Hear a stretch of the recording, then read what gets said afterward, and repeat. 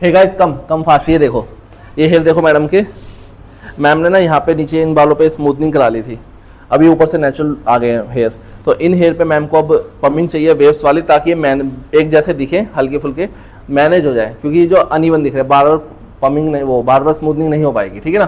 तो अब हम इन पे क्या करने वाले हैं, पोनी पम्पिंग करने वाले हैं। पोनी पम्पिंग, इस पे इतने एरिया में पम्पिंग करेंगे और कैसे कैसे हो रही है आपको स्टेप टू स्टेप दिखाएंगे। और बिफोर आफ्टर देखना है आपको बहुत बढ़िया वाला। तो ये साइड में इंस्टाग्राम दिख रहा है, जाके इंस्टाग्राम पे देखो और हेयर देख लो मैडम का कैसे है। मैं स्टार्ट कर रहा हूँ, वॉश करके लाएंगे और फिर स्टार्ट करते हैं। Okay guys, thank you. तो पमिंग हो या कोई भी केमिकल ट्रीटमेंट हो, सबसे पहले वॉश जरूरी है। वॉश मीन्स आपको सारा ड्राई डैमेज, बिल्कुल डैंड्रफ जो है या फिर पोल्यूशन है, डस्ट है, सब कुछ बाहर आ जाना चाहिए। बालों में कुछ भी नहीं रहना चाहिए, बिल्कुल नीट एंड क्लीन। इसमें एक एक चीज़ का नाम बताएंगे, आप देखते रहिए। बहुत इवनली और बहुत तरीके से होएगा, बहुत ईजी है, कोई हार्ड एंड फास्ट रूल नहीं है। और ये वाली पोनी पमिंग करना तो और भी ईजी है, क्योंकि यहाँ पे ना पूरी चीज़ें एप्लीकेशन करने के लिए या किसी भी चीज़ के लिए हाथ में रहती हैं चीज़ें, समझ रहे हैं आप। तो इसमें बड़ा इजी रहेगा। देखो आप देख रहे हो, बहुत अच्छे से वॉश कर लिया। वॉश करके ना हम स्ट्रेट ड्राई कर लेंगे।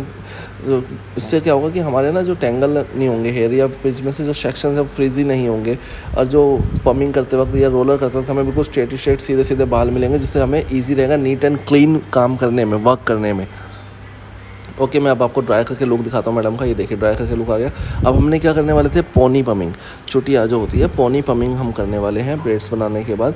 तो अभी हमने को जितनी मैम को चाहिए उतने पे हमने रबर बैंड लगा ली। मैम को थोड़ी सी और नीचे से चाहिए थी, तो जब भी आप थोड़ी सी जहाँ से भी किसी भी क्लाइंट को चाहिए उससे थोड़ा सा ऊपर ही बांधें, क्योंकि एंड तक तो रोल होगा नहीं ना, वो फिर भी 1-1.5 इंच ही रह जाता है रोलर।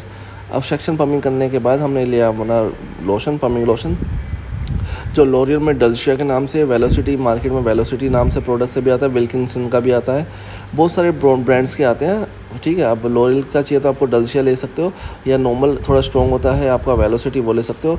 बटर पेपर लगाया और रोल कर दिया। अभी देखो रह गया ना 1 इंची, 1-1.5 इंची, बस इतना ही आपको इसलिए समझा रहे थे कि चीज़ें रह जाती हैं चीज़ें। इसको आप थोड़ा सा और ऊपर कर सकते हो, लेकिन अपने हिसाब से हमने उतना ही कर रखा है, क्लाइंट डिमांड से थोड़ी सी चाल फ्री रहे। अब बिल्कुल ही सारी अगर मैं बिल्कुल ही करता, क्योंकि 1-2 तो मैं उस तक बांध भी दूंगा रबर बैंड तक, लेकिन वहाँ पे जाके सारा झुंड बन जाएगा। एंड में क्या होगा, 1-2 सेक्शन मुझे बांधने में दिक्कत होगी, तो इसलिए मैंने रबर बैंड थोड़ी सी ऊपर ली है और बाकी चीज़ें मैंने डाउन रख ली, क्योंकि अब मैं थोड़ा सा नीचे भी अगर सेक्शन छोड़ूंगा तो क्लाइंट की डिज़ायर्स तो वहीं पे ही है कि वहाँ तक ही आए तो वहाँ तक आएगी। बड़ा सिंपल रहेगा इन चीज़ों में, राइट। ये देखिए, बिल्कुल स्टेप टू स्टेप करना है आपको, बिल्कुल स्टेप टू स्टेप, कोई दिक्कत ही नहीं है। अब यहाँ पे दिक्कत आपको ये नहीं है कि ना ही हेयर के अंदर कुछ जा रहा है स्कैल्प में या वैसे भी। और फॉर काइंड ऑफ इन्फॉर्मेशन है यार, पमिंग कितनी भी ब्रांडेड क्यों ना हो, पमिंग हेयर को ड्राई करती ही करती है। ये चीज़ें आपको ध्यान रहनी चाहिए।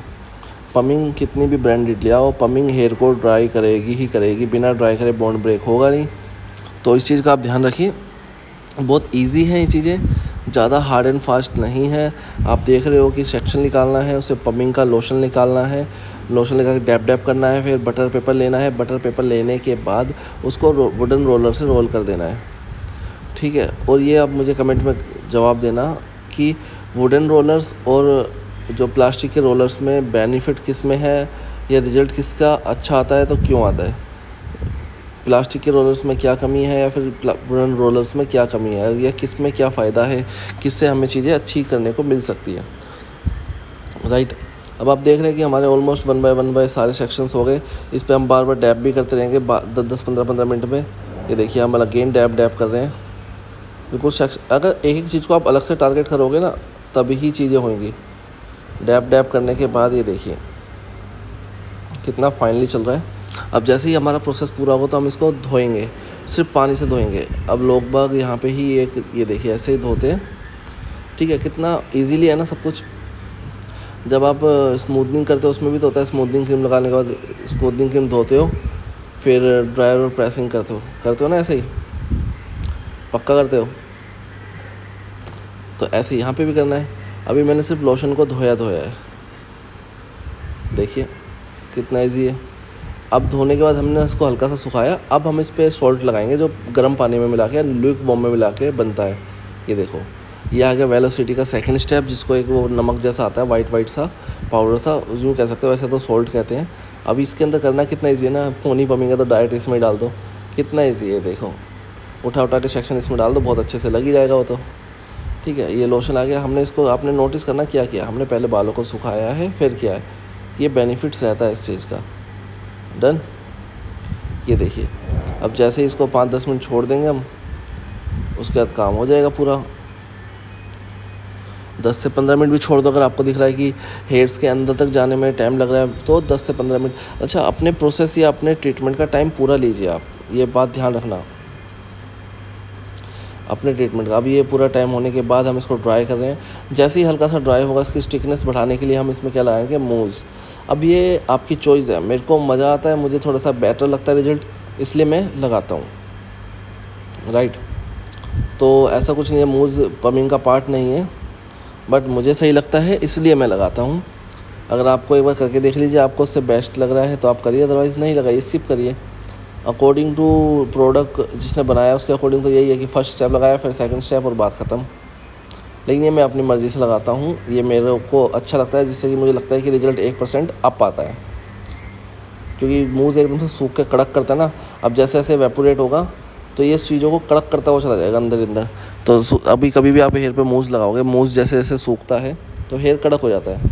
अब मूज़ सूखने के बाद ड्राई किया, ड्राई करने के बाद आपको मैं दिखाता हूँ, ये देखो कितना खींच के निकाला, फिर भी क्या पम आया इसमें, बिल्कुल कर्ल होके आया है। ठीक है, अब ऐसे करते करते हम सारे हेयर खोल देंगे और देखना कि कैसा रिजल्ट आता है।